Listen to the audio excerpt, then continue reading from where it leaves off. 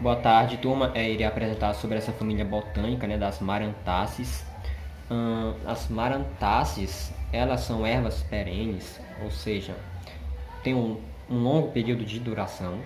Além disso, elas têm o crescimento simpodial, é outra característica dessas plantas. E além disso, ela tem um caule rizomatoso. Você vou botar até uma foto aqui desse tipo de caule desse marantáceo. Esse caule ele é rico em amido, então é outra característica também das marantáceas. Como eu falei, o crescimento simpodial e o caule aéreo pode ser desenvolvido ou ausente. A gente tem um aqui, essa é o caule aéreo ausente, a gente tem somente o ramo aéreo presente. As marantáceas elas são muito utilizadas para ornamentos, né? Porque elas são bem bonitas, bem vistosas. A gente observa aqui a tonalidade das cores. Então é bem querida, né? Justamente por causa das cores de suas folhas. Enquanto suas flores normalmente não cultivam por causa da flor, né? Porque ela demora muito florir. E aqui temos outros exemplos, vou botar aqui na tela que eu consegui fotografar. São calateias, na verdade do gênero Calatheia. Esse gênero ele é bem numeroso, ele tem cerca de 300 espécies. E no total de marantáceas, né, a gente tem cerca de 31 gêneros para 550 espécies. Só de Calatheia a gente tem cerca de 300 espécies. Então é muito grande, corresponde a mais de 50% do total de espécies. E para cá, no Brasil, a gente tem cerca de 70 a 90 espécies de Calatheia. Enquanto no total, né, de todas as espécies de marantáceas, a gente tem cerca de 130 espécies para 11 gêneros. Aqui uma característica interessante dessa planta é que ela é muito sensível à luz, então ela tolera mais meia sombra. E quando ela fica exposta ao sol direto, as suas folhas ficam enroladas. Vou colocar outra foto aqui de como ela fica. Então, gente, elas são muito utilizadas como ornamentos, né? Porque elas são bem bonitas, vistosas. Utilizadas também em artesanatos, também na alimentação devido ao seu rizoma, né? Principalmente eles utilizam muito a maranta rudimentácea para alimentação, devido a essa característica que ela tem, um caule bem rico em amido. Então, eu vou dar continuidade agora falando um pouco sobre a morfologia da folha e das flores e frutos. Então, as marantáceas, elas possuem folhas alternas, né, alternas dísticas, porque a gente observa bem aqui, tem esse plano. Imagina que um plano de 180 graus, aqui a partir desse rizoma, que nasceu esse indivíduo. E vai sair sempre uma folha para a esquerda e outra folha para a direita. Então ela é alternada dística. E essa é uma característica dela. Outra característica também é que elas são pecioladas, né? A gente observa o pecíolo bem evidente. E esse pecíolo também ele pode ser frequentemente alado. A gente observa aqui como se fosse duas extremidades, né? Tem esse pecíolo frequentemente alado. Outra característica também é relação ao pulvino. O pulvino é essa estrutura aqui que confere movimento para a planta. Vou colocar outras fotos, né, de outras marantáceas que eu consegui fotografar, mostrando a relação desses pulvinos. Elas têm, né, e eles são evidentes. E também eles têm esse pecíolo, né, bem desenvolvido. Além disso, elas podem ser ou homótropas ou antítropas. Homótropas cresce sempre na mesma direção e antítropas direções opostas, né? Aqui a gente observa que ela sempre vai nascer um nó de para a esquerda, outro para a direita, né? Ela vai ter esse crescimento. Mas aqui a gente sempre observa que ela vai sempre sair na mesma posição e a partir daqui vai nascer outra folha. Então ela tem esse crescimento homótropo. Assim também como nas calatheias, as calatheias é um gênero que é bem numeroso, como eu já falei. Nesse gênero, as folhas delas, né, são tipicamente homótropas e tem um crescimento parecido com esse. E também eu vou conseguir fotografar outra amaranta, né?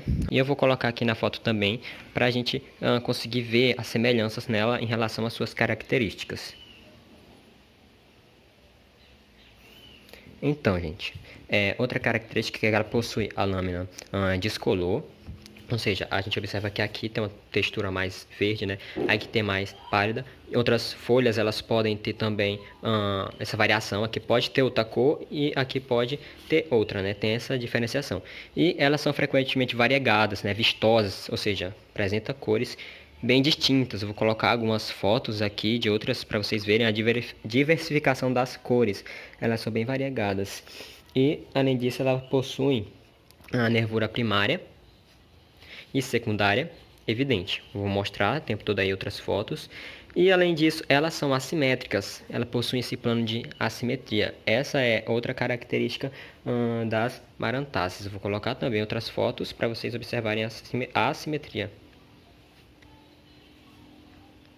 Então, outra característica das marantáceas é que elas possuem as raízes frequentemente tuberosas nas extremidades, né? E a gente sabe que aqui tem um rizoma, como eu vou colocar bem aqui na foto, uma foto aqui. E esse rizoma, ele vai gerar novos brotos, né? Que vai fazer com que cresçam novos indivíduos, né? Então essa planta ela vai ter um crescimento aglomerado. Então, onde tem uma planta dessa, ela cresce muito rápido. E esse é um tipo de crescimento que é chamado cespitoso, né? Ela é cespitosa.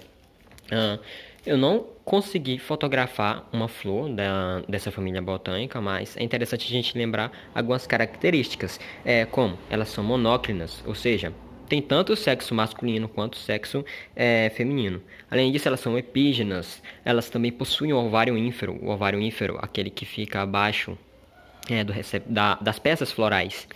E elas também são assimétricas, assim como as folhas, né? A gente observa que é assimétrica. As flores também são assimétricas e elas são aquelas flores, como a gente já viu nas aulas passadas da professora.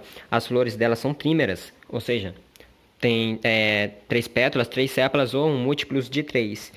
Além disso, elas podem ser diclamídeas ou heteroclamídeas, que é outra característica. Ela pode ser esses dois. Porque ou ela pode possuir só a cálice e a corola, né? Quando a flor só tem a cálice e a corola, que isso aí é no caso das diclamídeas. Ou elas podem ser heteroclamídeas, quando ela apresenta aí uma diferenciação em relação a sépalas e as pétalas, né? Ela é muito diferente entre si. Então, ela pode ser esses dois. Além disso, as sépalas, né, e as pétalas também, elas são membranáceas. Porém, na parte da sépala, a gente tem ela como membranácea e como cartácea. Tem essa diferença. Membranácea, aquela que tem a aparência de membrana, né, e a textura de membrana. E cartácea, aquela que tem uma aparência fina, porém ela é mais rígida e quebradiça, né, em relação a essa outra textura. Então, ela tem essa diferenciação também. Bem, em relação à sua inflorescência, né, elas possuem inflorescências terminais, organizadas em inflorescências. As inflorescências são os tipos de inflorescências. Então, ela vai ser composta por inflorescências. Então, a gente tem aí uma planta que tem inflorescências, que nessas inflorescências são compostas por inflorescências. Outra característica também que é importante a gente lembrar é em relação aos seus frutos, porque as marantáceas ela tem um fruto normalmente em cápsula, né? E ela vai ter uma adicência tardia, ou seja, o fruto ele vai demorar muito mais para abrir naturalmente do que os outros, né? Ele demora muito para abrir e dispersar as sementes. E normalmente essas sementes elas são trígonas, né? Ela tem como se fossem 3 ângulos. Elas também possuem um árilo branco, né? Esse árilo ele vai ser um apêndice carnudo que vai recobrir essa semente. E a cor dela varia, pode ser ou cinza ou preta, tem essa diferenciação. E também em relação à semente, ela vai ter o perisperma abundante e o endosperma dela vai ser ausente. Essa aí é algumas características das flores, frutos e sementes das marantáceas.